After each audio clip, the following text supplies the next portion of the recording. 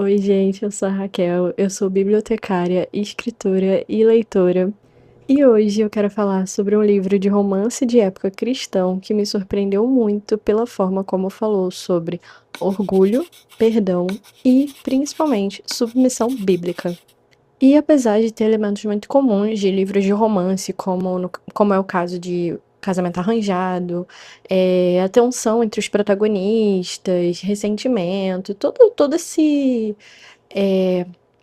conjunto dramático, bem emocional, apesar de tudo isso, é um livro que se propôs ir muito mais profundo, justamente no que eu falei que é o principal, que é a submissão dentro de um casamento cristão. Mas antes de eu entrar na análise, deixa eu contextualizar para você essa história. A nossa protagonista, a Evangeline, ela é prometida em casamento aos 8 anos de idade, ou seja, ela é só uma criança. E obviamente que ela não gosta disso, até porque como criança, o casamento não é algo que a atrai, não faz sentido pra ela. Tudo que uma criança pensa em fazer é em brincar. Não seria diferente com a Evangeline. E a educação da Evangeline, apesar de ser meio que assim, orientada pelo pai dela, que é quem promete ela em casamento, ela fica a cargo de fato da ama barra governanta dela, vamos dizer assim. Então, o pai da Evangeline orienta que tudo sobre a Evangeline durante 10 anos tenha a ver com o futuro marido dela, que é um duque. Então, toda a formação dela, seja a leitura, seja o gosto pra música, seja a maneira como se porta, como se veste, tudo sobre a Evangeline tem a ver com o Duque, porque o pai da Evangeline insiste que ela precisa ser a esposa perfeita. Então, vamos dizer aí que a Evangeline ela se anula para poder aprender coisas que o Duque gosta e ela nunca chega realmente a descobrir o que ela de fato gosta. Então, todas as coisas que a Evangeline sabe, ela sabe porque vai agradar ao futuro marido dela. E é quando a Evangeline completa 18 anos que ela vai se casar. E quando esse momento chega, ela tá, tipo assim, saturada, ela tá cansada, porque ela foi criada pra ser a esposa perfeita. Só que ela nunca quis isso, né? Isso foi imposto a ela desde cedo e ela se sente muito destruída, sabe, emocionalmente por causa dessa questão. E ela tá disposta a meio que fazer o circo pegar fogo, de certa forma, porque como ela tá muito cansada e em todos esses anos que ela teve que trabalhar pra ser perfeita pro Duque, ele nunca deu as caras, ela acha que ela tem direito a meio que, vamos dizer assim, curtir com a cara dele. E não quer dizer que ela vai aloprar e fazer tudo que der na telha, não é essa a questão. Mas ela também decide que não vai ficar calada, ela não vai seguir as etiquetas de forma 100% correta. Tanto é que ela é muito sem papas na língua, né? Então ela fala o que vem à mente dela, ela critica o Duque o tempo todo, ela chama ele de velho o tempo todo, ela questiona por que que ele não aparece. E, bom, ela deixa bem claro ali que ela está insatisfeita. Então qualquer um que pare pra conversar com ela por 2 minutos entende que ela não está feliz com esse casamento. O que deixa o pai dela louco, né? E aí, um dia, após seus 18 anos, em um desses bailes, ela conhece um homem muito interessante que parece estar ali meio que de olho nela, sabe? E esse homem consegue despertar sentimentos reais na Evangeline, o que deixa ela bastante preocupada, porque afinal de contas ela está prometida em casamento a outro homem. Só que algo que nós descobrimos muito antes da querida Evangeline é que este homem, chamado Sebastian, que ela conheceu assim muito de repente, que ela não sabe muita coisa a respeito, é nada mais, nada menos do que o seu futuro marido. E é a partir daí que o romance nessa história entra na sua fase mais interessante, porque deixa de ser apenas sobre a atração que existe entre os dois para começar a tratar de algo muito mais denso, que é o orgulho ferido. E caminhando junto com esse orgulho, nós temos o quê? Um ressentimento também. Porque assim como a Evangeline foi prometida, né, dentro desse contrato de casamento, o Sebastian também foi. A gente descobre, né, no decorrer da história que o Sebastian também, de certa forma, foi imposto sobre ele estar neste casamento, né? Então, esse contrato, ele pesa para os dois lados, só que para cada lado de uma forma diferente. E é aqui que começa o ponto que mais me marcou nessa história, sabe? Esse livro poderia ter tratado a submissão dentro do casamento como algo muito simplificado, sabe? Como algo que a protagonista precisa fazer porque é o certo. Mas não é isso que acontece, porque o conflito inicial desse casamento não é nem a submissão em si, mas é, como eu já falei, o orgulho. Porque enquanto a Evangeline bate no peito para se defender, porque a vida inteira ela foi obrigada a ser moldada para algo que ela não desejava e em nenhum momento ela teve voz, o Sebastian bate no peito para defender o fato de que ele foi colocado dentro de um dever que ele nem queria ter, sabe? Ele não queria, em nenhum momento ele teve esse desejo por ser um duque, por dar continuidade a esse tipo de serviço dentro da família dele, mas o pai dele impõe isso pra ele a qualquer custo. Então os dois entram nesse casamento com feridas muito profundas e não tratadas, e é aquilo, né? Se existe o orgulho, se ele domina, né? Se ele é o carro-chefe da situação, não existe confiança. E isso é muito importante porque a submissão bíblica, ela não nasce do medo, ela não nasce da obrigação, ela não nasce da imposição, ela nasce da confiança. E algo que me deixou muito feliz nesse livro é que o Sebastian, ele percebe isso, né? A Evangeline deixa muito claro, como eu disse, ela não tem muito filtro, né? Ela decide que agora é o momento dela colocar pra fora tudo que ela sempre quis. Então ela deixa muito claro que ela tá infeliz com esse casamento, ela tá infeliz em ter sido moldada para agradar ele, para ser perfeita. Ela não tem voz, ela foi anulada a vida inteira. E o Sebastian percebendo isso e tendo ali essa empatia pela dor dela, né?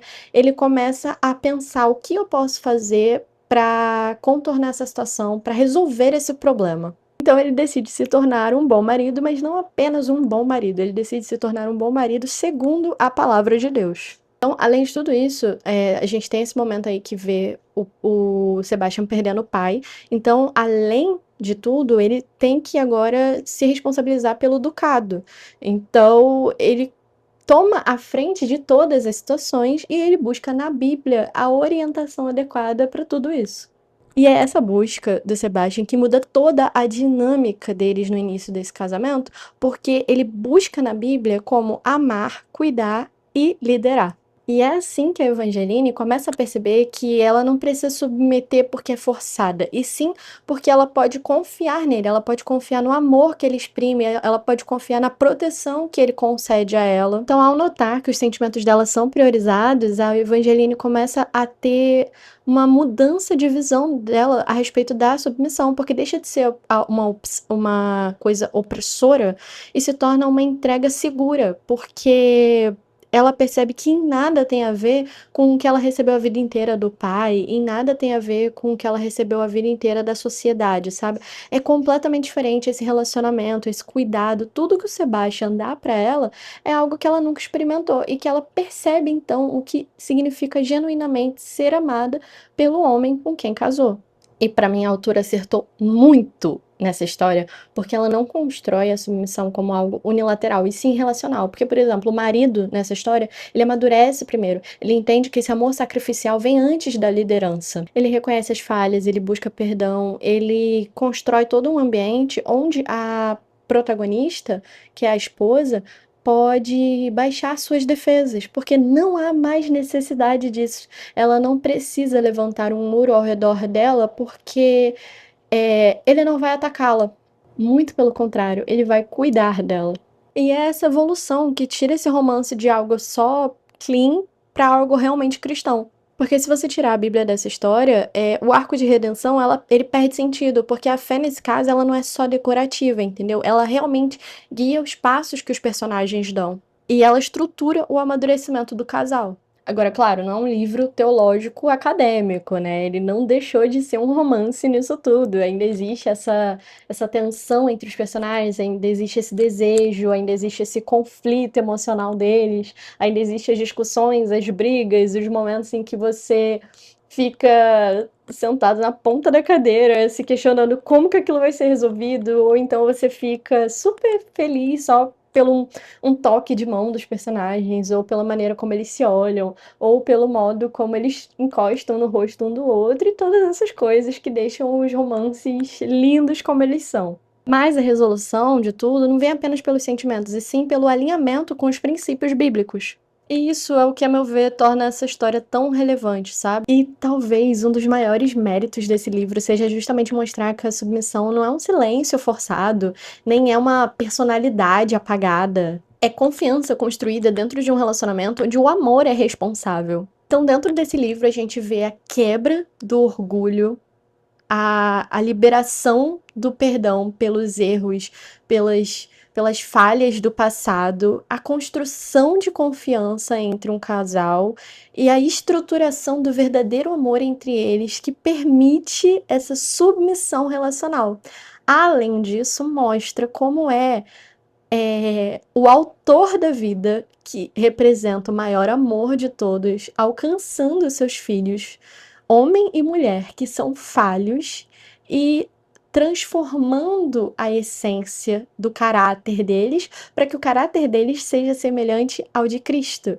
Então, a construção de toda essa história, que é um romance com uma protagonista impetuosa, de língua afiada, e um protagonista que tem dificuldade em expressar seus sentimentos, vai muito além, sabe? De apenas um romance.